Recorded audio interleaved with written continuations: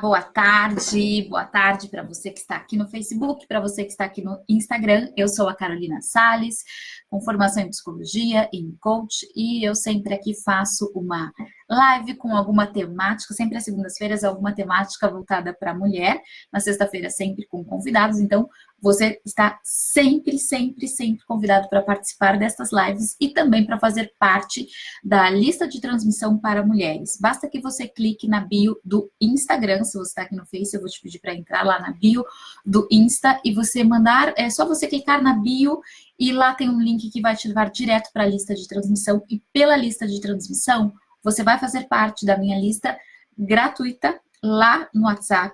É tudo, ainda bem que a internet é toda conectada, você clica lá na bio e automaticamente você entra na lista de transmissão e vai receber semanalmente um áudio sobre algum tema voltado para as mulheres. E como o mês de maio foi Dia das Mães, nós estamos esse mês todo fazendo as lives de segunda-feira com alguma temática da maternidade. Afinal, a gente sabe dos desafios que é cada fase, desde que se engravida, toda a gestação, os primeiros momentos, a gente já falou aqui de puerpério, na idade escolar, enfim, tem vários momentos desafiadores e a gente sabe que quando chega na adolescente, o game mudou de fase algumas vezes e a gente sabe que algumas fases vão ficando ainda mais desafiadoras. É muito comum, outro dia eu até coloquei uma enquete aqui no programa e perguntando qual era a fase mais desafiadora e todo mundo disse a fase da adolescência, sem dúvida alguma, e por que é a fase mais complexa, né? Então vamos começar entendendo aqui um pouco o que é a adolescência, o que acontece aí na adolescência e o que faz com que para tantas mães seja uma fase desafiadora. Eu aqui no consultório acabo recebendo várias mães nesse momento de vida com os desafios de como fazer, como lidar. Então, primeiro que na adolescência, com o adolescente ou adolescente, acontece um fator muito importante que ele ou ela, enfim, vai se diferenciar dos pais para se enxergar como uma pessoa que tem autonomia, independência, tem suas próprias vontades. Então, é muito comum, é natural que nesta fase o adolescente se diferencie do pai e da mãe, por vários motivos, ou em vários aspectos diferentes. Seja antes, né? Era criança, saía comigo, com meu marido, agora não quer mais sair com a gente. Agora tem a própria turma de amigos. Agora nos abandona. Agora tem as suas próprias necessidades, quer fazer programas completamente diferentes dos nossos, não lida mais com o estudo ou com a escola como lidava antes. Ou seja, o que essa pessoinha aí nesse momento está transmitindo ao fazer tudo isso, com esses comportamentos? Eu estou criando o meu mundo. Eu estou aqui formando a minha identidade, ou melhor, outros papéis da minha identidade, porque até agora o principal papel da minha identidade era o papel de filho, de filha, de aluno, né? E agora eu vou me constituindo com outros papéis também.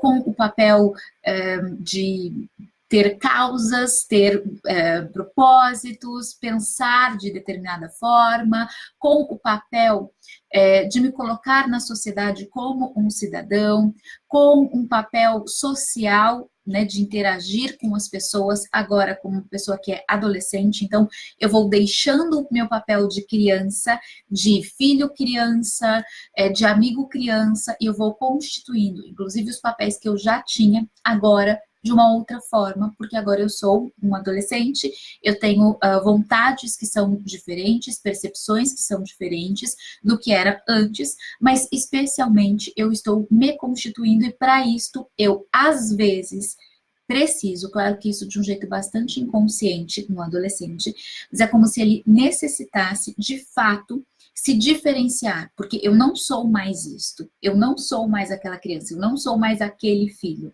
eu não sou mais aquele amigo, eu não sou mais aquele aluno. Quem eu sou agora? Então, a pessoa está ali se constituindo, tanto reformulando os próprios papéis, como adquirindo novos papéis. Por exemplo, se o adolescente vai fazer um estágio, vai trabalhar como menor aprendiz, ou vai fazer um intercâmbio, e aí ele vai experimentando papéis e posições que são diferentes do que ele tinha antes. E vai, né, conforme os anos vão passando, vai sendo solicitado que ele escolha uma profissão. Então, imagina a quantidade de mudanças que tem dentro da cabeça desta pessoa aí, neste momento, nessa fase aí, né, de transição entre a infância, em que as coisas eram muito delimitadas, e a vida adulta, em que ele tem uma autonomia e uma independência instaladas, estabelecidas, e é esse processo que vai de um para o outro que ele está passando. Então, primeiro, para dar esse contorno para o adolescente, somado a isso, mais uma questão da adolescência também importante para a gente contar aqui para as mamães, é que eles estão com o sistema nervoso central, melhor, o cérebro mesmo, sendo finalizado, né? Ele está amadurecendo, porque nós terminamos a maturidade cerebral aos 21 anos. Então, até lá, todas as ligações, elas ainda estão em desenvolvimento. E isso tem como consequência, eu vou falar assim de um jeito bem grosseiro, para não trazer muitos termos técnicos, mas isso tem como consequência que o adolescente ainda lida de um jeito menos maduro que o adulto com a frustração. Ele ainda busca um prazer, e principalmente um prazer imediato, muito importante. Então, é por isso que o adolescente geralmente abusa, né? Abusa no seguinte sentido, ele acha que nada vai acontecer com ele, então ele abusa da própria sorte, abusa de algumas situações como, não, isso não é perigoso, ele não vê perigo onde o adulto vê, justamente porque a ideia de que eu posso, a ideia de, né, de prazer imediato, ela está muito presente. E, em contrapartida, ele tem um grande desafio em lidar com frustração. Isso é muito, muito presente no bebezinho, na criança, isso vai se modificando ao longo do desenvolvimento, mas no adolescente, o lidar com a frustração, ele ainda não está, as conexões neurais que o ajudam a lidar com frustração não estão ainda completamente constituídas. Então, isso está sendo constituído. Então, você também vai se deparar com essa situação. Maior dificuldade de lidar com frustração, necessidade do imediatismo, uma sensação de que nada o atinge, que ele pode, né? Uma sensação, às vezes, de empoderamento. Claro que aqui eu estou também generalizando, porque tem os adolescentes que vão se sentir com uma autoestima mais baixa, que vão ficar mais deprimidos. Então, a gente vai ter, né, é um leque, né? Não dá para a gente colocar todo mundo num pacote só. O que dá para a gente observar isso, sem colocar num pacote só, é que está todo mundo num processo de transição. Este é o fator. E no processo de transição, então eu sabia tudo como era a minha vida, mas eu não sei ainda como ela vai ser, e eu estou aqui num processo de experimentação. Bom, tudo isso para fazer um pequeno resumo da adolescência. E aí, então, como é que fica a mãe? O pai também, que aqui a gente vai focar mais a mãe, mas como é que fica essa mãe que precisa lidar com essa pessoa que está passando por esse processo? No mesmo instante em que, se tudo isso está acontecendo com o filho, uma boa parte está tendo repercussão direta nela, obviamente, porque se essa criaturinha está num processo de transição, a mãe que se relaciona com ela vai sentir o processo da transição o tempo inteiro. Então, a instabilidade de humor, que é muito comum na adolescência, a mãe vai sentir, vai perceber e vai precisar lidar com isso. Que alguém está perguntando da avó. Eu falo da avó daqui a pouco, pode deixar. Eu vou aqui focar um pouquinho mais na mãe, a gente fala da avó daqui a pouco. Então, voltando aqui para a mãe, né? Então, ela está no momento em que o filho tem uma instabilidade de humor, que também é uma característica típica da adolescência, por conta desse processo de transição, desse sistema nervoso que ainda está no processo de finalizar aí a sua maturidade de desenvolvimento. Então, como é que ela lida com essa pessoa que está fazendo um movimento de se diferenciar dela, portanto, não querendo mais as coisas que queria antes, tendo gostos diferentes, fazendo escolhas diferentes? Como é que a mãe faz para lidar com isso? Bom, então vamos lá para os desafios. Eu vou aqui focar mais os desafios que são internos, até mesmo, do que os desafios externos. A gente até vai falar um pouco deles, e com certeza isso também serve para a avó, esse movimento que a gente vai falar aqui. Porque eu vou falar um pouco de como é que é a percepção para o adulto que está ao lado desse adolescente, e como é que, dependendo da percepção que esse adulto tiver, isso favorece para que ele lide de um jeito mais fluido, mais fácil, ou menos fluido, mais desafiador. Então, um aspecto importante é que, ao vivenciar o processo de adolescência, os pais, portanto, a mãe, a avó, enfim, dessa criatura, também vivencia um processo, a sua própria adolescência, também reedita, né, que a gente chama, se lembra, mesmo que de um jeito inconsciente, da sua própria adolescência. E naquele momento, esta mãe está diante da situação de que ela também não é mais mãe de uma criança, mas ela é mãe de agora um adolescente e que solicita outras atitudes dela. E por mais que ela já tenha tido outros filhos, ou especialmente se é o primeiro que está entrando na adolescência, é um desafio do como é que eu faço agora nesse universo. Talvez aquele mesmo desafio do dia em que você chegou em casa com a criança pela primeira vez, e o que é que eu faço? Se chorar, o que é que eu faço?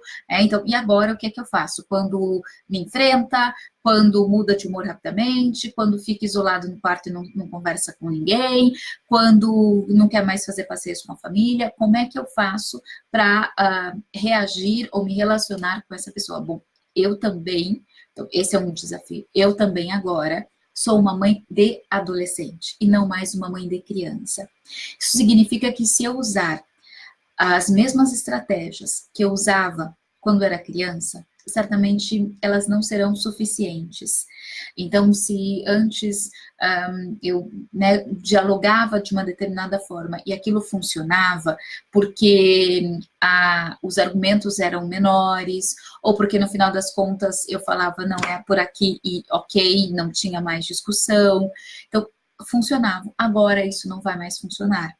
Porque o adolescente ele pode dizer um ok, mãe, e encontrar caminhos de fazer aquilo que ele quer, por exemplo. Não que a criança não faça isso, é que a repercussão das situações as situações que o adolescente vive tem uma repercussão muitas vezes maior do que a repercussão das situações que a criança vive. Por exemplo, quero dizer aqui, deixa eu dar exemplo, né, do que eu estou falando. Um adolescente quer ir para o shopping com os amigos, a mãe diz não, e aí ele fala, então, que vai fazer um trabalho na casa de um amiguinho, você acha que ele está na casa do amigo, e ele está no shopping como ele queria, por exemplo. Então, por quê? Porque ele arranja artifícios que são já um pouco mais elaborados do que era na infância, né, para criança, na vida infantil, para fazer aquilo que ele quer. Então, ele acaba podendo se colocar em situações de maior risco do que a criança, ou ele ele tem mais habilidade para dizer um sim e fazer um não do que uma criança, ele se sente mais empoderado. Então, tem todas essas questões que são aí mais próprias da adolescência e que a mãe, então, vai precisar lidar com isso de um jeito diferente do que ela fazia quando esse filho era uma criança, porque ela falava de um determinado jeito e tinha um consentimento, tinha um acordo que agora não tem. Então, ela vai precisar recorrer a mais diálogo, ou a mais proximidade, ou a comportamentos de buscar maior parceria com esse filho, com essa filha, do que antes. E agora é uma fase em que o filho e a filha talvez não queiram, então o desafio é muito maior, porque é muito fácil você buscar essa parceria, a proximidade, quando a outra parte está disposta e disponível. Lindo, está maravilhoso. Agora, quando você tem uma negação, um distanciamento do outro lado, isso fica mais complexo de ser feito, mas vai precisar ser feito. Uma coisa que facilita muito fazer isso é a gente começar a desconstruir o ideal do real. O que eu estou querendo dizer com isso? Do mesmo jeito que quando um filho nasce, os pais têm a ideia ou melhor, a idealização de como vai ser este filho, e se este filho ou esta filha não vem exatamente como ele idealizava, vai ter processo ali de adaptação àquele filho. Isso acontece com todo pai, com toda mãe. Isso é natural que aconteça. E na adolescência isso vai acontecer de novo, porque daí também se tinha uma idealização de como ele iria se portar na escola, de como iria ser com os amigos, de uma pessoa que vai ter bons amigos, que vai se dar bem na escola, que vai ser sociável e que de repente não é, ou que faz escolha por grupos de amigos que são diferentes do que você gostaria que fosse. E a adolescência é uma fase de muitas escolhas. Um pouco mais, né, do meio para o final da adolescência, você escolhe a profissão. A profissão pode ser aquela que você não idealizou para o seu filho. Também tem a orientação sexual, que pode ser diferente da que você idealizou para o seu filho. Como eu disse, o grupo de amigos pode ser diferente do que você idealizou. E aí vale muito a pena eu fazer um movimento aqui para dentro e me perguntar, isso é diferente do que eu idealizei? E eu preciso então lidar com o que eu tenho de real. E às vezes é um processo muito desafiador para vários pais. Eu atendo pais, né, que o filho fez uma opção em ir por uma determinada profissão que os pais não aprovavam, e o quão desafiador é para os pais desfazer a idealização da profissão X para aceitar a profissão Y. É um grande desafio. Isso vai acontecer em medidas menores em vários aspectos do que você gostaria de, né? Então, você queria dar uma notícia para o seu filho que ele reagisse de uma determinada forma, ele reage de uma forma oposta àquela que você gostaria. E aí, como lidar com este real? Talvez olhando para você e se perguntando quais são os seus ideais. Sabe assim, olhando você no espelho, você com você mesma, quais são os ideais que você gostaria para os seus filhos e que são ideais seus, expectativas suas, e que quem vai precisar lidar com elas é você, porque o seu filho e a sua filha não vai necessariamente corresponder à expectativa, à idealização que você tinha. Então, esse é um aspecto muito, muito, muito importante de rever o real e o ideal. Aí eu vou fazer uma pausa porque eu sei que tem gente, esse assunto é um assunto que mexe aqui com as pessoas, já tem gente me falando aqui, vamos ver a Fê. Oi, Carol, o índice de depressão e suicídio entre adolescentes e jovens vem aumentando muito com dados alarmantes. Como lidar com isso? Como abordar? É verdade, Fê, perfeito. Nem é muito a pauta, mas é legal você ter falado disso pontualmente. Eu acho, se não me engano, eu não sei se eu cheguei a fazer, mas se não fiz ainda, está na pauta para fazer algum áudio na lista de transmissão, enfim, sobre suicídio. Eu já dei, inclusive, fiz 2 matérias para aquele programa Escola do Amor, Love School, os 2 falando sobre suicídio na adolescência e como é que os pais podem conduzir essa situação. Falando sobre o tema, é muito importante. Então, aqui eu vou fazer uma pausa, tá? No que eu estava falando, porque teve aqui uma pergunta que não estava no script e que eu acho que é importante falar, que é o seguinte, realmente os índices de depressão vêm aumentando muito e é uma série de fatores que vem favorecendo esse aumento. A gente tem na adolescência uma grande valorização da imagem que eu passo, da percepção que os outros têm a meu respeito, porque eu ainda não tenho uma percepção completamente definida a meu respeito, então o que o outro pensa sobre mim é muito importante. Aí no mundo em que as redes sociais estão aí colocando o tempo inteiro que o mundo é maravilhoso, muitas vezes esse adolescente olha e fala só o meu mundo é uma porcaria, o de todo mundo é incrível.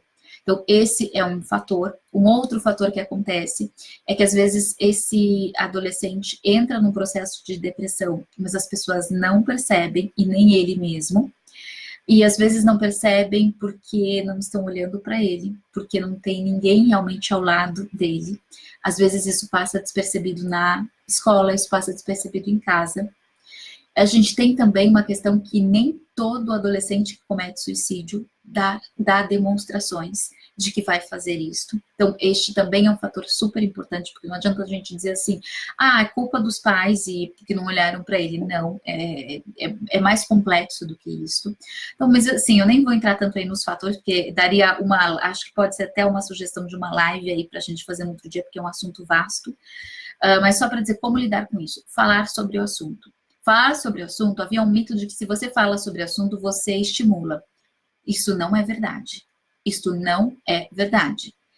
É importantíssimo você falar sobre o assunto. É assim que a gente previne, é assim que a gente trazer o assunto para a mesa. E, né, se aconteceu em alguma escola, é trazer o assunto para a mesa e conversar sobre isso. E conversar sobre isso, pensando em, por exemplo, se aconteceu numa escola, ou se aconteceu com algum colega dessa pessoa, é trazer em pauta e perguntar para os filhos, né, o que vocês acham que acontecia ali, o que vocês acham que se passava na cabeça dessa pessoa, olha, e ir mostrando, né, pode ser, essa pessoa sofria bullying, essa pessoa, ou às vezes nem era isso, ela, sei lá, foi... teve um fora de um namoradinho, enfim, qualquer coisa nesse. O que é que aconteceu? E falar sobre isso. Olha, existem várias formas da gente lidar com essas situações que são desafiadoras, que são desconfortáveis, e aí instrumentalizar o filho e a filha, ajudá-los a se instrumentalizar para lidar com esses desafios, para pedir ajuda, deixar um canal aberto com os filhos. E aí isso vale, Fê, eu não vou ficar aqui me estendendo só no suicídio, porque ele é um dos aspectos, mas eu penso que é oportuno a gente falar, esse é um modo que dá para a gente transferir para vários outros assuntos que são desafiadores. Drogas, gravidez na adolescência, enfim, trazer o assunto para a mesa, mas trazer o assunto para a mesa sem julgamentos, sem ameaças, sem eu tenho aqui a minha percepção moral que é correta e a sua é incorreta. Por quê? Porque essa postura distancia o adolescente ouvir. Então, o que é solicitado é justamente uma percepção oposta a esta. É a percepção de estamos aqui juntos, vamos olhar para este universo juntos, vamos pensar sobre este universo juntos. Então, dar oportunidades para este adolescente desenvolver uma percepção maior daquilo que ele tem a respeito do que ele está vivenciando ali, né? Seja em relação às escolhas que ele está fazendo, seja em relação às atitudes que ele está tendo, e eu não estou dizendo que é uma mágica, que você faz isso e tudo vai se resolver. Não vai. Uma dica fundamental para mães de adolescentes, para os pais também, na adolescência, você vai lá, fala, conversa, aí você respira um pouco, aí voltou a acontecer tudo de novo. Aí você fala, não aguento mais, tô cansada disso. Aí sabe o que é importante fazer nessa hora? Vai, respira, toma um banho, dá uma volta no quarteirão, volta e fala, vamos lá, tudo de novo. Porque tá aqui, eu sou mãe deste adolescente, e não basta falar uma vez, e não basta ter uma única conversa, é um processo. E é um processo que vai demandar por um bom tempo. E vai demandar e demandar, e demandar, e demandar. Então, o que eu vejo muito nas mães de adolescente é uma exaustão. E é óbvio que gera exaustão mesmo, porque você fala uma vez, outra, de outro jeito, tem embate, isso é muito desgastante. Então, talvez um dos maiores desafios de ser mãe de adolescente é o desgaste que gera o enfrentamento, a divergência de opinião. Isso é muito complexo durante todo o período da adolescência, é muito complexo para as mães. E como lidar melhor com isso? Sabendo, primeiro, que isso faz parte do processo. O mundo ideal de você falar uma vez e nada mais acontecer, ele não é a realidade. Infelizmente, felizmente, ele não é a realidade. A realidade é falar e falar e falar. E não é só falar, é ter exemplo, é dar exemplos com as próprias ações, dar exemplos com as próprias atitudes, de congruência, de coerência.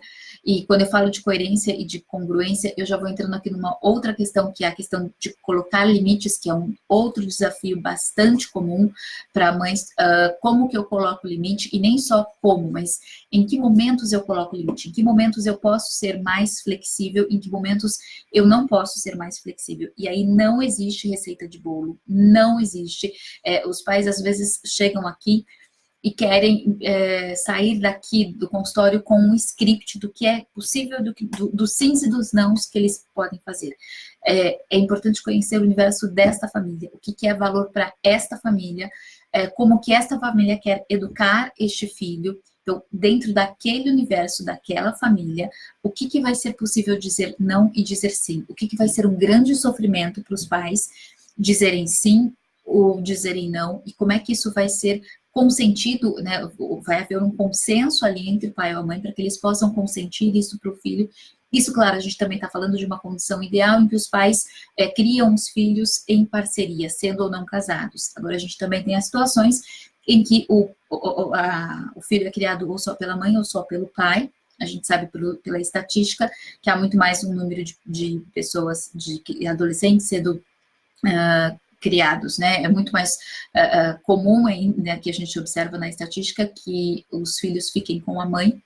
Então, apesar de hoje a gente ter guarda compartilhada, enfim, mas só para dizer que aí fica mais complexo de ter uma congruência entre pai e mãe nos limites e nos valores que vão ser passados, porque tem percepções diferentes, perspectivas diferentes, e este também é um grande desafio, né, de até onde que vai, né, o nosso limite. Quando está para ser feito em conjunto, pai e mãe, maravilha. Se por algum motivo isso não é feito junto, isso pode ser feito separadamente, ou seja, você mãe, né, ou você pai, você mãe, quais são os seus valores, o que para você é possível e o que para você não é possível, o que você dá conta e o que você não dá conta, que sims você acredita que são importantes dizer dentro daquele cidadão que você quer contribuir para formar, e o que sims você não precisa dizer, que não você precisa dizer, que não você não precisa dizer.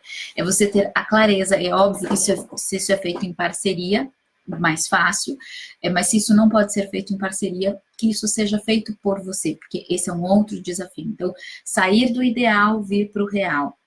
Observar, né, as próprias frustrações do que é idealizado, que não está ali. Conversar sobre os assuntos que são polêmicos, que são desafiadores, numa postura muito mais de abertura e de compreensão do que numa postura moral de repressão. Simplesmente, não é fazer esse papel porque você não acredita naquela moral. Não, é que se você for com essa postura, ele vai te ouvir menos a respeito de qualquer assunto. Estar ao lado para ajudar esse adolescente a ampliar a percepção a respeito das escolhas que ele está fazendo, a respeito do caminho que ele está trilhando, e você, enquanto mãe, saber quais são os valores que você quer transmitir, porque isso vai te facilitar dizer os sims que você quer dizer e os nãos que você quer dizer.